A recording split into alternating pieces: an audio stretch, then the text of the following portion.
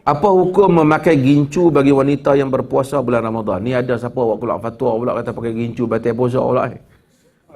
Asal pakai gincu, kita kena tahu pada zaman Nabi, adakah tuan-tuan duk makan gincu tu? Perempuan lah tuan-tuan dah pakai. Kalau kita bubuh gincu hak jenis kita duk makan tengah-tengah hari sedap, ada gincu ni boleh ganti kan? Itu confirm batal lah. Tapi kita tidak bubuh gincu untuk kita makan. Jika kita bubuh gincu ni, mungkin kadang-kadang kita bubuh di bibir kita sebab bibir kita kering. Kan? Kita bubuh lip balm ke apa supaya kita nak mengelakkan daripada mulut pecah ke apa kan. Maka dengan itu, kita tak makan dia ni. Sama kesnya dengan kita sapu minyak di tangan. Minyak tu dia menyerap masuk ke dalam tak? Dia menyerap.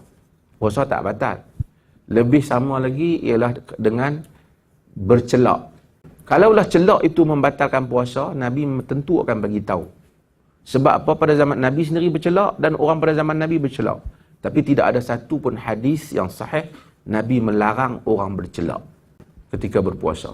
Sedangkan celak ni boleh masuk dalam mata. Celak boleh masuk dalam mata.